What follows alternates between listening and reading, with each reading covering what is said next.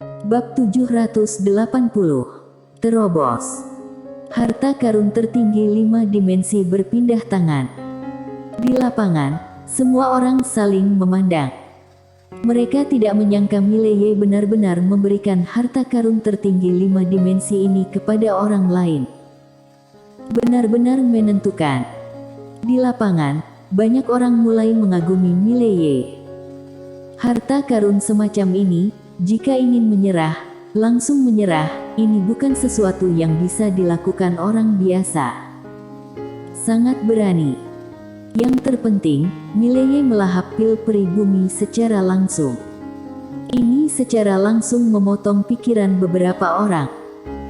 Tidak ada yang akan mengincar Mileye sekarang, karena itu tidak layak sekarang. Meskipun Mileye masih memiliki harta klan manusia, itu tidak layak untuk diperjuangkan. Toh, masih ada jurang pemisah yang besar antara harta klan manusia dengan harta karun tertinggi 5 dimensi. Segera, orang-orang di lapangan mulai perlahan bubar. Lelang ini dimulai dengan cepat dan berakhir dengan cepat. Di depan Mileye, Bella Yuan menatap Mileye dan tidak berbicara. Mileye tersenyum, "Nona Yuan, jangan berpikir untuk membunuhku, kamu tahu, dengan kekuatan pribadimu, kamu tidak bisa melakukannya." Setelah mengatakan itu, dia berbalik dan pergi. Bella Yuan menatap Mileye, tangan kanannya mengepal perlahan. Dia memperkirakan, dengan kekuatannya saat ini, jika dia meluncurkan pukulan penuh, apakah mungkin untuk membunuh Mileye? Namun, kesimpulan akhirnya adalah bahwa tidak dapat dibunuh. Tidak bisa dibunuh sama sekali. Mileye saat ini memiliki kekuatan tertentu, dan dengan keberadaan Loli dalam kegelapan, dia tidak memiliki cara untuk membunuh Mileye dengan satu serangan. Setelah beberapa saat, Bella Yuan berbalik dan pergi. Dia benar-benar ingin membunuh Mileye, tapi sekarang, dia lebih peduli dengan harta itu. Berto Yuan tidak akan pergi dengan mudah dan selamat. Setelah beberapa saat, semua orang di aula sudah pergi. Di pintu masuk aula, Kasengmu melihat ke dalam aula dan tidak berbicara lama. Pada saat ini, seorang lelaki tua di sampingnya tiba-tiba berkata, "Nona, apakah Mileye benar-benar bersedia menyerahkan harta ini?" Kasengmu berbisik, dia telah menyerah. Harta itu jatuh ke tangan Berto Yuan, dan dia tidak bisa mendapatkannya kembali bagaimanapun caranya. Orang tua itu berkata dengan sungguh-sungguh, "Apa yang harus kita lakukan sekarang?" Kasengmu tersenyum dan berkata, "Apalagi yang bisa kita lakukan? Kita hanya bisa menonton pertunjukan. Lebih baik tidak memprovokasi orang-orang besar dari langit dua dunia." Orang tua itu sedikit mengangguk, Mileye ini juga sangat luar biasa. Harta yang begitu berharga, dia menyerahkannya begitu saja. Kasengmu berkata dengan lembut, "Aku selalu merasa bahwa segala sesuatunya tidak sesederhana itu." Orang tua itu sedikit mengernyit, "Maksudmu, dia mungkin berkonspirasi?" Kasengmu berkata dengan lembut, "Aku tidak tahu, tetapi segalanya pasti tidak akan sesederhana itu. Mari kita tunggu dan lihat."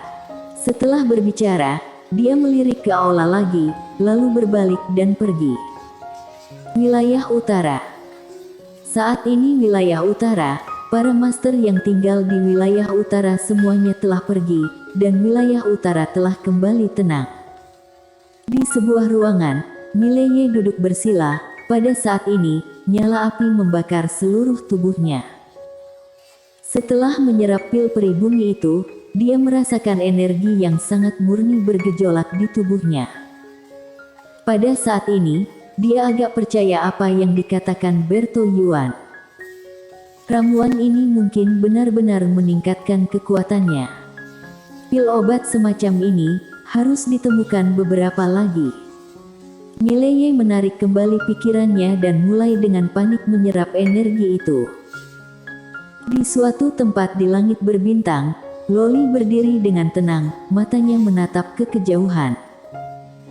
Jangan lihat ketenangan wilayah utara, nyatanya dunia Akbar Suan Huang sangat resah sekarang. Ini hanya permulaan. Harta tertinggi 5 dimensi. Beberapa orang sudah berjuang untuk harta karun tertinggi 5 dimensi, karena pada saat ini, seorang pria misterius berbaju hitam sedang bertarung melawan Berto Yuan itu. Dan dalam kegelapan, master yang tak terhitung jumlahnya mengintip. Di langit berbintang, Loli melirik posisi wilayah utara di bawah dan berkata pelan, apakah si kecil ini benar-benar menyerah? Pada saat ini, dia tiba-tiba berbalik untuk melihat, tidak jauh, seorang wanita datang. Orang itu adalah Bella Yuan. Bella Yuan melirik tidak jauh dan tersenyum, dia benar-benar tahu bagaimana menghitung, sehingga kontradiksi semua orang akan dipindahkan darinya. Tapi, dia benar-benar rela menyerahkan begitu saja harta karun tertinggi 5 dimensi. Loli tertawa. Bukankah kamu sangat pintar? Mengapa bertanya padaku? Setelah terdiam beberapa saat, Bella Yuan berkata, niatnya jelas, tapi kita tahu jelas bahwa dia tidak akan menyerahkan menara ini dengan mudah, dan menara ini bukan palsu. Loli tertawa, jadi, kalian agak bingung dengan niatnya sekarang. Benar kan? Bella Yuan mengangguk, ya. Loli mengangkat bahu, entahlah. Bella Yuan menatap Loli, jika dia benar-benar menyerahkan menara ini, Aula Sendian tidak perlu mengincarnya. Loli tersenyum dan berkata, kenapa, kamu tidak takut dia tumbuh dewasa sekarang? Bella Yuan berbisik, alasan terbesar untuk menargetkannya di masa lalu adalah karena harta karun tertinggi 5 dimensi, tetapi sekarang, harta karun tertinggi 5 dimensi itu tidak lagi bersamanya. Jika Aula Sendian mengincarnya lagi, itu rugi. Loli tersenyum dan berbalik untuk melihat ke kejauhan. Keluhan Mileye dengan Aula Sendian, dia tidak ingin terlibat terlalu banyak.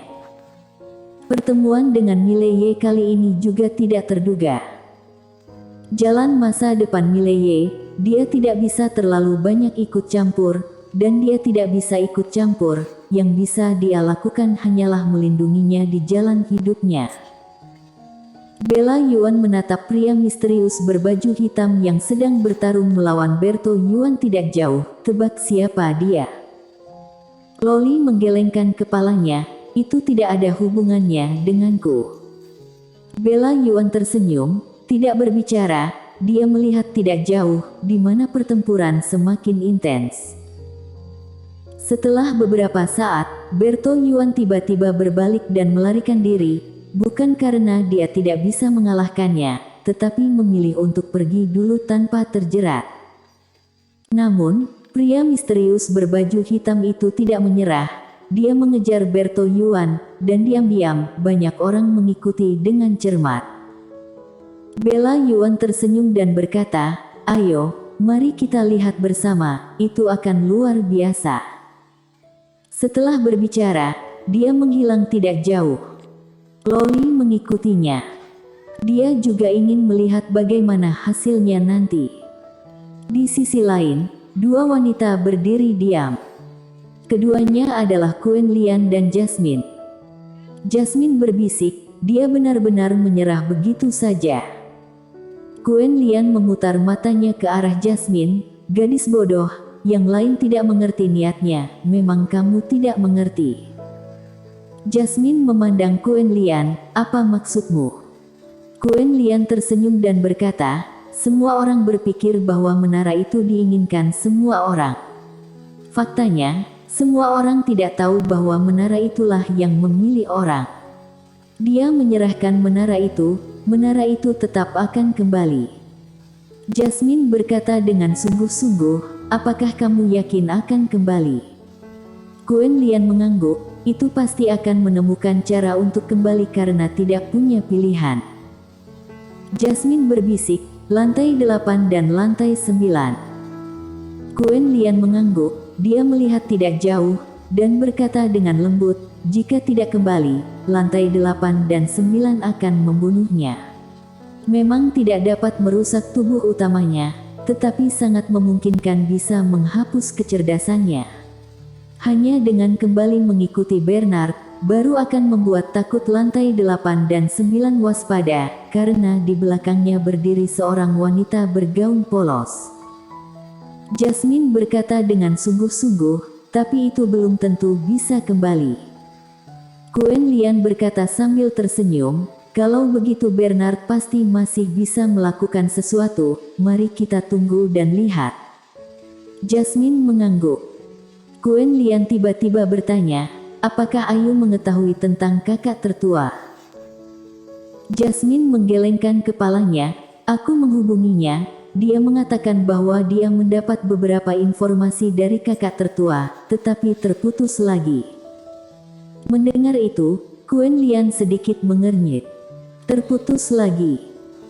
Setelah beberapa saat, Quen Lian berkata dengan lembut, biarkan dia terus bertanya, apapun yang terjadi, temukan kakak tertua.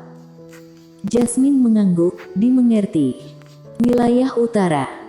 Saat ini, Mileye masih menyerap energi murni di tubuhnya, dan auranya juga meroket. Patut disebutkan bahwa pada saat ini, dia telah mencapai alam tertinggi, tidak hanya tingkat alam yang telah mencapai alam tertinggi, tetapi tubuhnya juga berubah. Pil peri bumi.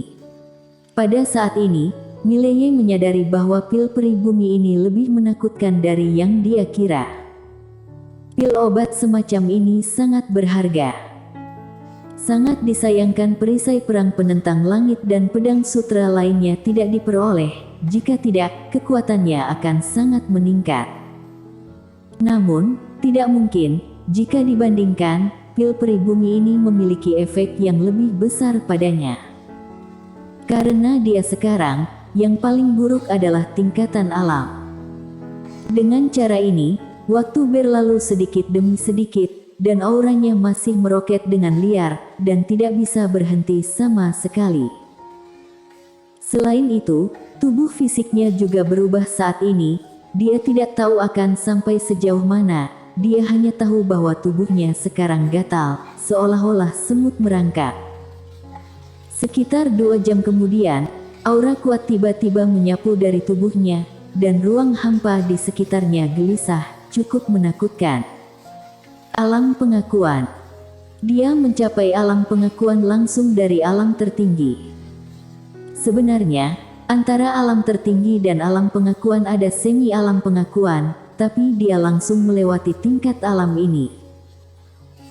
Semi alam pengakuan, dalam analisis terakhir, sebenarnya menyentuh ambang alam pengakuan, dan secara sederhana, dasar kultivasi dan konsepsi saja tidak cukup, sehingga hanya bisa dianggap sebagai semi alam pengakuan, bukan alam pengakuan yang sesungguhnya. Namun, Mileye tidak memiliki masalah dengan ini karena dia telah bermain melawan terlalu banyak alam pengakuan dan master di atas alam pengakuan. Dalam hal konsepsi, tidak ada masalah sama sekali. Namun, setelah mencapai alam pengakuan, Mileye mulai dengan panik menekan alam dirinya sendiri. Sebab, dalam situasinya saat ini, jika langsung sampai ke alam tak terlihat, atau bahkan pribumi, pasti akan ada masalah besar. Bukan hal yang baik jika tingkat alam naik terlalu cepat.